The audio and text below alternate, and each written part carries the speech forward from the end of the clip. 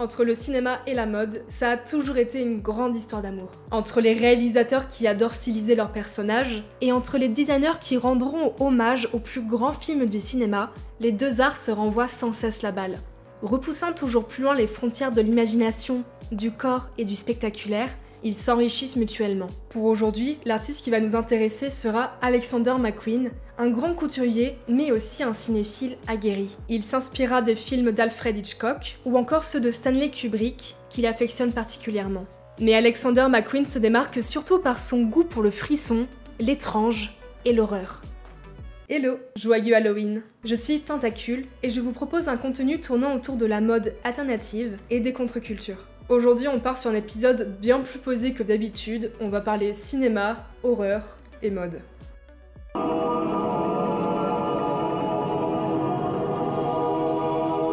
L'artiste phare de cet épisode n'est personne d'autre que Lee Alexander McQueen, un grand couturier britannique né en 1969 et décédé prématurément en 2010. C'est un artiste considéré comme transgressif et provocateur. À la fois inspiré du punk et une source d'inspiration pour le mouvement punk, nombreux de ses défilés et looks ont marqué l'histoire de la mode. Il a notamment fait couler beaucoup d'encre en 1995 à l'occasion de son défilé The Highland Rape. Sur le podium, on retrouve des mannequins aux vêtements déchirés, faisant écho aux viols subis par les Écossaises quand l'Angleterre a envahi leur terre. Et ça, il l'a fait défiler dans la ville de Londres elle-même. Rien que ça. Dès ses débuts dans la création, Alexander McQueen avait déjà manifesté un intérêt fort pour le glauque et la violence. Son premier défilé date de sa sortie de l'école Central Saint-Martin en 1992, qu'il nommera Jack the Ripper Stalks the Victims, en référence à Jack l'Éventreur. Il expliquera auprès de ses examinateurs qu'un membre de sa famille possédait une auberge dans laquelle aurait eu lieu l'un des meurtres sanglants de Jack l'Éventreur. Inspiré par cette histoire violente, Alexander McQueen décide de représenter les survivantes d'une attaque de Jack l'Éventreur. Les tenues avec leurs corsets et leurs bustiers sont inspirées par l'ère victorienne, mais ils sont déchirés et abîmés. La collection n'est composée que de 5-6 pièces. Et la pièce la plus célèbre, c'est celle-ci. Il s'agit d'un manteau rose en soie, avec des motifs d'épines. Mais ce qui en fait sa particularité, c'est que de véritables cheveux humains ont été encapsulés dans les fibres de soie.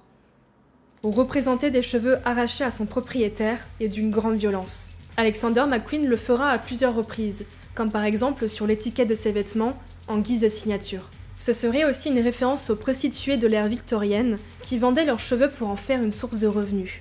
C'est peut-être de l'extrapolation et ce n'est qu'une interprétation de ma part, mais peut-être aussi que, à ses yeux, ça faisait écho à sa situation personnelle.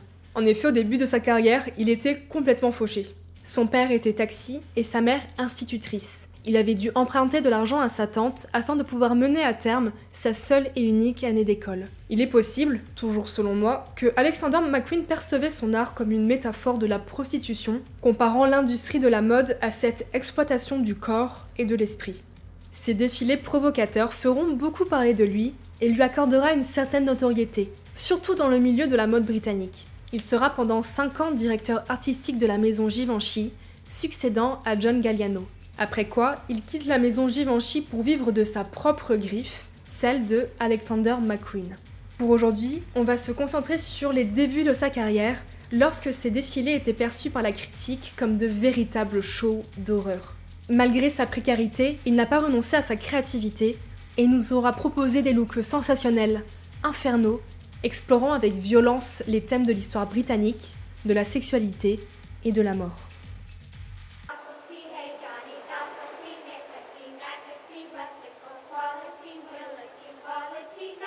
En 1995, Alexander McQueen nous propose un défilé intitulé The Birds. Sur le thème de l'oiseau écrasé, on retrouve des mannequins avec des traces de pneus sur le corps, des oiseaux en taxidermie et des jupes de tailleur strict. Sa source principale d'inspiration et ce qui fait le titre de son défilé, c'est le film The Birds de Alfred Hitchcock, sorti en 1963. The Birds est un film d'horreur et d'épouvante qui raconte des attaques incompréhensibles d'oiseaux. On suit Mélanie, jouée par Tippi Hedren, une gosse de riche qui rencontre un homme dans une animalerie. Celui-ci cherche des inséparables, et après quelques joutes verbales, il repart chez lui sans les oiseaux. Mélanie va alors le poursuivre avec les deux inséparables, et elle va faire 100 km jusque dans son petit village de campagne pour les lui ramener. Ouais, la meuf de base, elle est un peu dérangée. Tandis qu'une idylle s'installe entre les deux personnages, les oiseaux du village commencent à devenir violents et à attaquer brutalement les habitants. Les oiseaux deviennent vite des figures horrifiques qui annoncent la violence et la mort. Et ça tombe très bien car ce sont deux thèmes qui plaisent beaucoup à Alexander McQueen. Pour son défilé, il demandera explicitement à ce qu'on ne copie pas le look iconique de Tippi Hedren. On ne retrouvera pas son célèbre tailleur Vermont, ni sa luxueuse veste en fourrure, ni même sa coupe de cheveux impeccable, typique des années 60. Il ne lui empruntera que ses jupes crayons. Vous allez me dire, du coup le mec il s'est pas du tout inspiré en fait. Attendez un peu 2 secondes. Sa collection s'intéressera au thème de la cage. La cage est très importante dans le film, passant de celle qui enferme les oiseaux jusqu'aux maisons des personnages. Les attaques d'oiseaux venant de l'extérieur, ils sont contraints de rester enfermés, barricadés dans leur cage humaine. Alexander McQueen intègre la cage dans son défilé par des créations très contraignantes et emprisonnantes pour les modèles. On peut mentionner les jupes crayons très serrées, ou par exemple ce bijou métallique qui semble enfermer le visage de la modèle. Mais les pièces les plus intrigantes sont celles en plastique qui ne permettent presque aucun mouvement au mannequin. Pour rappel, Alexander McQueen avait à ce moment-ci très peu d'argent, donc il avait un tout petit budget. L'un de ses amis lui aurait parlé d'une pratique sexuelle qu'il aurait vécue, où il était immobilisé par du plastique. Donc, quand Alexander McQueen est tombé sur des morceaux de plastique dans la rue, il s'est dit « Ça, c'est parfait, on va en faire une robe ». Il crée alors des looks de plastique et de tissu serré, contraignants, bloquant les corps des mannequins. Face à ce défilé de corps coincés, on peut ressentir du malaise de voir ce corps enrobé, ou bien de l'anxiété si on s'imagine à la place des modèles. Ces mannequins auront parfois l'apparence d'oiseaux. Certains ont des lentilles jaunes ou blanches, avec des maquillages aux lèvres orangées, rappelant le visage de l'oiseau. On retrouve des looks évoquant un plumage, ou même des oiseaux en nuée noire imprimés sur des vêtements.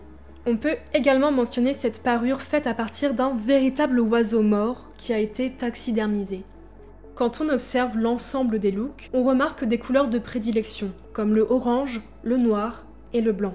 Ce noir et blanc nous fera surtout penser aux différents groupes d'oiseaux qui attaquent les habitants dans The Birds. Alternant les corbeaux noirs et les mouettes blanches, cette dualité de couleurs est exacerbée dans plusieurs scènes iconiques du film.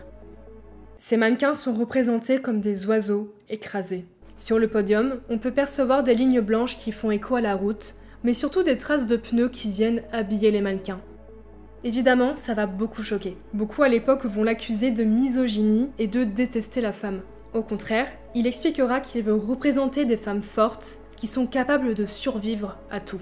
Et en effet, sur le podium, toutes ces mannequins ont l'air de survivantes. Qu'elles aient survécu à une attaque d'oiseaux comme Tippi Hedren ou d'un accident de la route, elles sont debout, intimidantes, même si leurs vêtements sont déchirés et leurs coupes de cheveux déconstruites. Selon Diana Villanueva Romero, une chercheuse en écoféminisme, c'est une façon de comparer l'oiseau écrasé à la condition féminine et de mettre en lumière la férocité de la femme. Alexander McQueen ne cessera jamais de toute sa carrière de représenter des femmes puissantes, déterminées, et ce en dépit du monde violent qu'il nous dépeint. What have you done to me?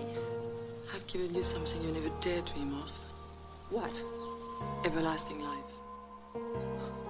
En 1996, Alexander McQueen nous propose de nouveau une collection sur le thème du film d'épouvante. Et cette fois-ci, l'inspiration c'est le film The Hunger avec Catherine Deneuve et David Bowie. Sorti en 1983, le film de Tony Scott revisite le thème du vampire au travers d'un couple lubrique, séduisant, béni par l'éternelle jeunesse. À l'heure actuelle, nous sommes habitués à avoir des histoires de vampires qui sont séduisants. Mais à l'époque, l'image du vampire est toujours très fortement associée aux monstres sanguinaires. Cette fois-ci, la monstruosité du vampire est cachée sous les allures de femme fatale de Catherine Deneuve. Âgée de 2000 ans, elle transforme toutes ses conquêtes en vampires. Malheureusement pour son compagnon actuel, incarné par David Bowie, son corps vieillit brutalement et se flétrit jusqu'à être un cadavre putride, tandis que le poison du vampire le garde en vie pour l'éternité. Dans sa collection The Hunger, Alexander McQueen reprend à la fois les codes du monstre et de l'érotisme pour nous proposer des créatures élégantes aux sourcils démesurément longs. Les nombreux tailleurs et vestes de costumes nous rappellent les tenues de Catherine Deneuve, qui s'habille avec beaucoup de sobriété. Influencée par le power dressing de ces décennies, les épaules et la taille sont marquées, et les talons viennent rehausser sa silhouette. L'élégance de cette tenue vient contraster avec des créations complètement punk, un contraste qu'on retrouvera dans le film. The Hanger s'ouvre en effet avec une scène dans un club de rock, où le couple Catherine Deneuve et David Bowie cherchent des proies pour la nuit. On retrouve les matières du punk, avec du cuir, de l'effet brillant, rappelant le thème du fétiche. En alternance de ces scènes à la fois gore et érotiques, on a des images du groupe Bauhaus chantant leur son iconique Bela Lugosi's Dead. Le groupe Bauhaus étant pour rappel un groupe ayant initié la musique goth. C'est une intelligente entrée en matière de la part de Tony Scott, car cette musique fait écho à l'acteur hollywoodien Bela Lugosi, qui a interprété le film de vampire le plus célèbre de son époque, une version de Dracula datant de 1931. Ceci permet d'introduire la figure du vampire, de la mort et du sang, des thèmes qui vont s'avérer récurrents dans le film.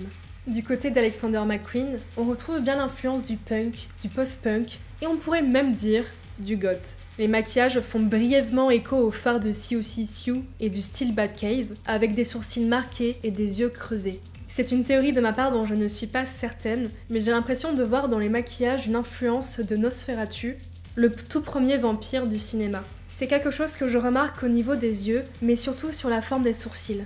Mais c'est peut-être aussi un écho du cinéma expressionniste qui a beaucoup inspiré le goth.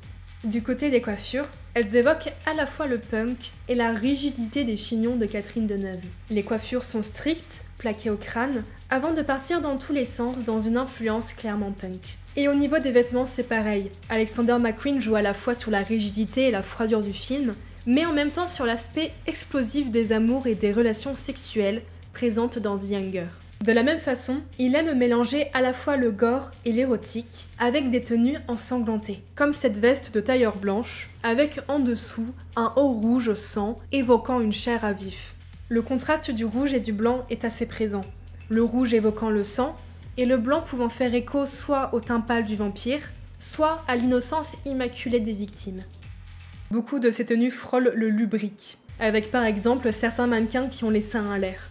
Des motifs récurrents du film viennent combler cette impression, avec le motif du voile et du rideau ultra présent que l'on retrouvera dans certains drapés.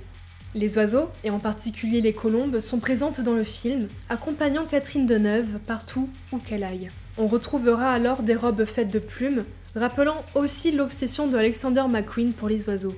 Et enfin, la fleur est aussi un motif important du film. Elle représenterait à la fois la beauté, la délicatesse et l'amour, mais aussi l'aspect éphémère de celui-ci, qui est voué à se faner puis se flétrir. Plusieurs mannequins portent alors des motifs fleuris, épousant la forme de leur corps. La dégradation et le temps qui passe, ce sont des thèmes qui tiennent à cœur à Alexander McQueen. Ce film est idéal pour lui, car on suit la vieillesse brutale de David Bowie, qui devient vite de la décomposition, pour n'être plus qu'une chair putride, et pourtant toujours amoureuse de la grande vampire. La pièce phare de son défilé, c'est celle-ci. Le mannequin porte une veste de costume grise et en bas, une jupe de couleur rouge. Sous sa veste, on peut retrouver un corset en acrylique. Et à l'intérieur de ce corset, Alexander McQueen a déposé de la terre et des vers de terre vivants. Son objectif était de représenter la décrépitude du corps qui, à la fin de la vie, finit cyniquement par se faire dévorer par les vers. Aujourd'hui, la pièce est dans un musée et elle a été laissée telle qu'elle est. Bien sûr, le corset s'est grandement détérioré. Il ne reste plus que quelques traces de terre et des cadavres de vers qui ont foulé un défilé de mode en 1996. Et tout le monde n'a pas cette chance. L'œuvre elle-même continue de traverser le temps et d'en subir sa dégradation, comme le souhaitait Alexander McQueen. Voilà tout. Vous retrouverez en description les liens vers les défilés d'Alexander McQueen. Et bien sûr, je vous recommande d'aller voir les films que j'ai cités. J'espère que ce format vous a plu. J'espère pouvoir en faire plusieurs épisodes parce que j'adore le cinéma, j'adore la mode et j'adore mélanger les deux. Vous me direz ce que vous en pensez. Pour l'heure, je vous dis à très bientôt et profitez bien de Halloween.